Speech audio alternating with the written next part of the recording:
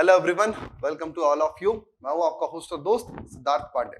तो जनाब, आज हम डिस्कस करने वाले हैं introduction about reasoning, general intelligence, तार्किक क्षमता, तार्किक अभियोग्यता या तर्क शक्ति हिंदी में कहेंगे। तो जनाब, आज के इस सेशन में मैं आपको बताने वाला हूं कि आपके रीजनिंग के सिलेबस में क्या क्या चीजें, क्या क्या टॉपिक किस किस प्रकार से किस किस टॉपिक के अंदर पूछे जाते हैं।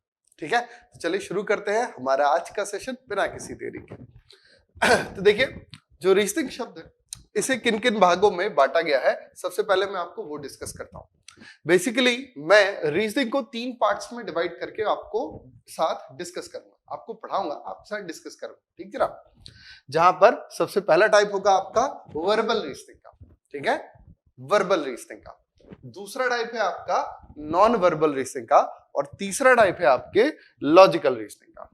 क्लियर हुई बात? अच्छा, अब इन टॉपिक के या इन हेडिंग के अंदर डिफरेंट डिफरेंट टॉपिक्स रखे गए, किस आधार पर रखे गए वो भी बताता हूं।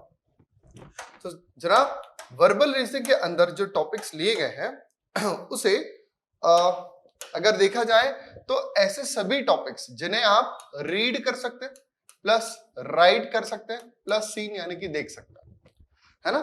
तो रीड, राइट एंड सी, सारी कुछ चीजें, तो वो सारे के सारे टॉपिक्स वर्बल रीजनिंग के अंदर रखे।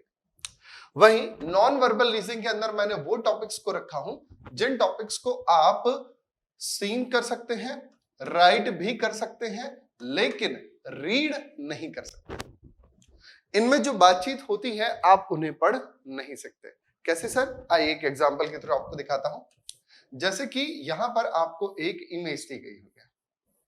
ठीक है, ये आपको एक इमेज दी गई हुई है और यहां पर एक मिरर रखा हुआ है।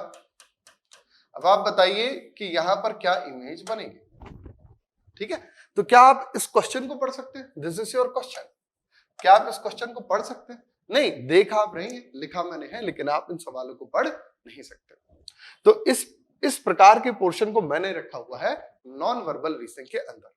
क्लियर हुई बात? और यही बात इस साल 2021 में गेट में स्पेशल एप्टीट्यूड के नाम से भी सवाल डाले गए थे। तो जो उसमें स्पेशल एप्टीट्यूड था वो सारा कुछ पार्ट रीजनिंग के अंदर नॉन वर्बल रीजनिंग के अंतर्गत आता है। ठीक है, और अगला पार्ट है लॉजिकल रीजनिंग। लॉजिकल रीजनिंग क्या है? ऐसा हर एक सवाल जिसका जवाब देने के लिए आपको ना तो किसी फॉर्मूले की आवश्यकता है और ना ही किसी रूल की आवश्यकता है, उस प्रकार के हर एक टॉपिक को हमने रखा है लॉजिकल रीजनिंग के अंदर। उसे भी एक एग्जांपल ले लेते हैं। तो एक एग्जांपल से मैं आपको बताता हूं। आपने जनरली ये बोर्ड देखा ही होगा, कहीं ना कहीं पर ये बात लिखी हुई देखी ही होगी, और अगर नहीं देखी हुई हो तो आज यहां पर देख लीजिए। अगर ये बोर्ड किसी के घर के बाहर लगा हुआ है तो बताइए उसने क्या सोच करके ये बोर्ड लगाया होगा, या आप इस बोर्ड को देख करके क्या सोचेंगे? जनाब, सिंपल सी बात है, आप अपनी नॉर्मल जो आपकी क्षमता है, यानी कि आपकी बौद्धिक विकास जो हुआ है आपकी उम्र के हिसाब से, आप उसी के हिसाब से तो इसका जवाब देंगे ना कि सर अगर लिखा हुआ है कुत्ते से सावधान, तो ऑब्वियस सी बात है कि घर के अंदर कुत्ता होगा, भालू तो होगा नहीं, नहीं लिखा रहता भाई भालू से सावधान। दूसरी बात, कुत्ता खतरनाक है और उससे सावधानी बरतने के लिए कहा जा रहा है। तो ये दो बातें कहलाती हैं अजम्पशन, जैसे हिंदी में कहते हैं पूर्व धारणा। और अगर आपने अजम्पशन बनाया है ना, तो क्या आपने अजम्पशन बनाने के लिए कोई फॉर्मूला लगाया कि सर a प्लस बी का whole square is equal to a square plus 2ab plus b square बराबर घर के अंदर कुत्ता है? नहीं ना जनाब, ऐसा तो कुछ नहीं किया। या आपने कोई फॉर्मूला लगाया जैसे इंग्लिश में लगता है verb subject plus even plus object या बाकी सारी चीजें, और फिर बताया कि कुत्ता खतरनाक है? बिल्कुल नहीं। आपने सिर्फ और सिर्फ अपनी मानसिक अभियोग्यता, अपनी मानसिक क्षमता, अपनी बौद्धिक क्षमता, यानी कि अपनी रीजनिंग, जनरल इंटेलिजेंस, इन सब चीजों का यूज करते हुए इस प्रश्न का जवाब दिया। तो ऐसे ही कुछ टॉपिक को हम लॉजिकल रीजनिंग के अंदर डिस्कस करने वाले हैं। तो चलिए अब बेहतरीन तरीके से टॉपिक्स को देख लेते हैं। तो आइए, वर्बल रीजनिंग के अंदर मैं शुरुआत करूंगा चैप्टर डाइस से। डाइस यानी कि पासा। अब यहां पर डाइस के कितने प्रकार होते हैं, जैसे कि क्लोज डाइस है, ओपन डाइस है, डाइस रोटेशन है, बहुत सी कुछ चीजें हैं। तो सबसे पहले हम चैप्टर डिस्कस करेंगे डाइस से। मैं वर्बल रीजनिंग से शुरुआत करूंगा, ठीक। देन उसके बाद चैप्टर आएगा हमारा क्लॉक यानी कि घड़ियां। अब क्लॉक में क्या क्या बातचीत होती है, क्लॉक के अंदर हैंड्स होते हैं, मिनट हैंड है, आवर हैंड है, सेकंड हैंड है, उनके बीच में एंगल बनता है, क्या क्या चीजें, कैसे कैसे सवाल बनेंगे, फॉल्टी क्लॉक है, एरर क्लॉक है, कैसे कैसे सवाल बनते हैं एरर क्लॉक से, वो हर एक बात हम आपसे डिस्कस करेंगे। नेक्स्ट है कैलेंडर के लिए। तो यदि हम बात कर रहे हैं कैलेंडर की, तो किसी पर्टिकुलर डेट को कौन सा दिन होगा ये निकालना, आज से 4 दिन बाद और उसके 3 दिन पहले कौन सा दिन था, कुछ ऐसी बातचीत निकालना। और इसके बेहतरीन से शॉर्टकट ट्रिक्स, पहला कैलेंडर कब बना, किसने बनाया, क्यों बनाया, सब कुछ हम डिस्कस करने वाले हैं। ब्लड रिलेशन, रक्त संबंध हिंदी में कहते हैं। तो ब्लड रिलेशन में कैसे सवाल बनते हैं, ब्लड रिलेशन बेसिकली आपको एग्जाम में 3 टाइप से पूछा जाता है। एक होता है आपका पजल फॉर्म, दूसरा है इंडिकेटिंग फॉर्म, तीसरा है कोडेड फॉर्म, और तीनों टाइप को हम बहुत बेहतरीन तरीके से डिस्कस करने वाले हैं। नेक्स्ट है डायरेक्शन एंड डिस्टेंस। तो यदि हम बात करते हैं डायरेक्शन एंड डिस्टेंस की, तो यहाँ पर सवाल होते हैं किसी पर्सन की जर्नी पर बेस्ड आधारित। जैसे कि मान लीजिए आप अपने घर से निकले और गेट अकेडमी संस्थान की तरफ चलना आपने शुरू किया, ठीक है। तो अपने घर से निकलने के बाद कितनी दूरी तय करने के बाद, कितने डिस्टेंस को कवर करने के बाद आपने कब राइट लिया, फिर कितना डिस्टेंस ट्रेवल किया, फिर आपने कब लेफ्ट मुड़ा, फिर कितना ट्रेवल किया, यानी कि एक किसी पर्सन की ओवरऑल जर्नी से रिलेटेड सवाल होते हैं। सिंगल पर्सन, ठीक उसी प्रकार डबल पर्सन, और फिर the most important point shadow. Shadow से अभी गेट एग्जाम में भी सवाल पूछे गए थे और एसएससी में तो सवाल पूछे ही जाते हैं, ठीक है ना। इसके बाद हम पढ़ेंगे ऑर्डर एंड रैंकिंग, जहां रैंकिंग हमारे लिए बहुत इंपॉर्टेंट है। जी हाँ, एसएससी के एग्जामिनेशंस में रैंकिंग ज्यादा मात्रा पर पूछी जाता है और ऑर्डर थोड़ा सा कम पूछा जाता है, लेकिन पढ़ेंगे हम दोनों, ठीक है। इसके बाद है आपका वेन डायग्राम। वेन डायग्राम क्या होते हैं, तो देखिए आपके साधारण जो दुनिया है इसमें कुछ शब्दों के बीच जो रिलेशनशिप बन सकता है ना, the relationship between meaningful words, the relationship between meaningful words, और उसे एक पिक्टोरियल रिप्रेजेंटेशन के रूप में दिखाना वेन डायग्राम का पार्ट है। और वहीं अगर हम बात करें सिलोजिज्म की यानी कि न्याय निगमन की, तो फिर relationship between non meaningful words को सिलोजिज्म के अंदर रखा गया, समझे जनाब। देन है कोडिंग डिकोडिंग। कोडिंग डिकोडिंग में अल्फाबेट कोडिंग भी हो सकती है, लेटर कोडिंग हो सकती है, नंबर कोडिंग हो सकती है, सब्स्टिट्यूशन कोडिंग हो सकती है, और भी कई प्रकार के कोडिंग डिकोडिंग हो सकते हैं। और उनसे संबंधित जो जो बातें होंगी वो सब मैं आपको सिखाऊंगा। और साथ ही साथ यहाँ पर हम अल्फाबेट्स के place value, reverse place value को आसानी से कैसे याद रखा जा सकता है वो भी मैं आपको सिखाऊंगा। देन है अल्फाबेटिकल सीरीज। इस अल्फाबेटिकल सीरीज के अंदर कैसी कैसी बातचीत बनती है, क्योंकि स्मॉल अल्फाबेटिकल सीरीज है, कैपिटल अल्फाबेटिकल सीरीज है, कई प्रकार की सीरीज, और उन सभी प्रकार की सीरीज को हम डिस्कस करेंगे। एनालॉजी। एनालॉजी बहुत ही अच्छा चैप्टर होता है जिसे हम हिंदी में समरूपता कहते हैं। तो एनालॉजी किन्हीं दो शब्दों के बीच संबंध दिया गया होता है और उसी से मिलता जुलता संबंध आपको बाकी के दो शब्दों के बीच में निकालना होगा, और उसी से संबंधित कई प्रकार के सवाल होंगे। और एनालॉजी में मीनिंगफुल वर्ड्स के बीच भी रिलेशनशिप हो सकता है और नॉन मीनिंगफुल वर्ड्स के बीच भी रिलेशनशिप हो सकता है। जस्ट लाइक अगर मिल्क और व्हाइट, अगर एक रिलेशनशिप बनाया जा रहा है मिल्क और व्हाइट, तो टर्मरिक के साथ क्या होगा। जी हाँ, मेरे साथ आंसर दे सकते हैं कि अगर मिल्क और व्हाइट के बीच में एक प्रकार का रिलेशनशिप है तो सेम टर्मरिक के साथ में क्या रिलेशनशिप होगा, कमेंट करके बताइएगा। Then word formation. जी हाँ, वर्ड फॉर्मेशन में कई सारी अलग अलग प्रकार की चीजें, इसमें डिक्शनरी ऑर्डर में कैसे रखा जाता है, और भी बहुत कुछ चीजें होंगी वर्ड फॉर्मेशन में जहां से सवाल जरूर बनता है, और खास करके एसएससी जेईई में तो सवाल बनता ही बनता है। अभी जो मैंने प्रीवियस ईयर क्वेश्चन की सीरीज ली है जिसमें लगभग अभी मैं 18 पेपर डिस्कस कर चुका हूं एसएससी जेईई के, वो आपके लिए बहुत बहुत बहुत ही इंपॉर्टेंट है। Mathematical operation. जी हाँ, मैथमेटिकल ऑपरेशन से भी सवाल बनते हैं जहां पर कह दिया जाता है कि प्लस का मतलब डिवाइड है, इनटू का मतलब माइनस है, डिवाइड का मतलब इनटू है, और इनटू का मतलब एडिशन है। तो और एक आपको इक्वेशन दे दी जाएगी कि 2 × 4 + 3 - 5, इसे सॉल्व करके बताइए और सब्स्टिट्यूट कीजिए।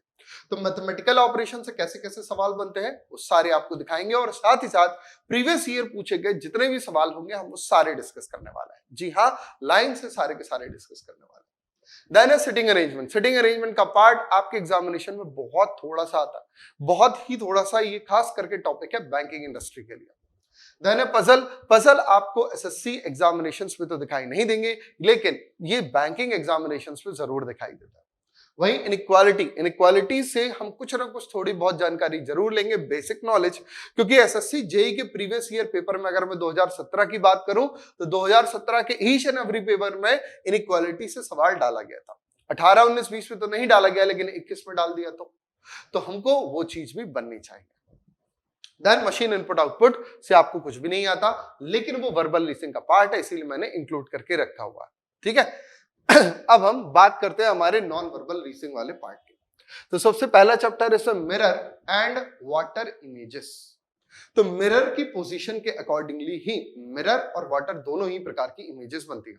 इसमें क्लॉक की मिरर एंड वाटर इमेज, किसी फिगर की मिरर एंड वाटर इमेज, किसी नंबर की मिरर एंड वाटर इमेज, किसी लेटर की मिरर एंड वाटर इमेज, बहुत सारे प्रकार के प्रश्न बनते हैं, बहुत सरल होते हैं। मैं आपको सिखा दूंगा कि कितनी आसानी से इन प्रश्नों का जवाब दिया जा सकता है। देन है पेपर फोल्डिंग। एक अलग पॉइंट होता है पेपर फोल्डिंग का। अभी गेट 2021 में ओनली पेपर फोल्डिंग सवाल पूछा गया था, और फिर अगली शिफ्ट में पेपर फोल्डिंग एंड कटिंग से सवाल पूछा गया था। इसीलिए मैंने इन दोनों को अलग अलग टॉपिक पे रख दिया कि दोनों में आपको अलग अलग बेहतरीन तरीके से सिखाऊं। देन है एम्बेडेड फिगर। एम्बेडेड फिगर में काफी सारी चीजें होती हैं, जहां पर आपको फिगर्स की एक सीरीज दी जाएगी और आपको गेस करना होगा कि नेक्स्ट सीरीज क्या हो सकती है, जिसमें किसी न किसी प्रकार के रोटेशंस हो रहे होंगे। क्या क्या हो रहा होगा ये तो आपको साथ में पढ़ते हुए पता चल ही जाएगा। इसके बाद है counting of figures. Counting of figures में सबसे ज्यादा सवाल पूछे जाते हैं नंबर ऑफ ट्रायंगल्स काउंट करने के लिए, number of square, number of rectangle, number of straight line, number of circles. ये 5 चीजें हैं जो काउंटिंग ऑफ फिगर में बेहतरीन तरीके से पूछी जाती है। देन है फिगर फॉर्मेशन। फिगर फॉर्मेशन कैसा होता है ये तो मैं आपको एकदम लाइव एग्जांपल के साथ ही दिखाऊंगा, और जितने भी सवाल एसएससी के प्रीवियस ईयर में पूछे गए हैं फिगर फॉर्मेशन से, वो सारे के सारे मैं आपको इसमें सॉल्व करा दूंगा, क्योंकि उसमें और कुछ है ही नहीं। बहुत सिंपल सी बात है, आप देखते ही कहेंगे कि सर ये तो फ्री का नंबर है। देन है finding hidden figure. Hidden figure को फाइंड करना, छुपी हुई आकृतियों को। ठीक है, कि आपको एक हिडन फिगर दिया जाएगा और 4 इमेजेस दी जाएंगी। आपको पूछा जाएगा कि बताइए ये फिगर इनमें से किस इमेज के अंदर है। Then finding missing number. Missing number भी एक बहुत इंपॉर्टेंट टॉपिक है, और यहां से सवाल 110% बनेगा ही बनेगा। कहां से? फाइंडिंग मिसिंग नंबर से।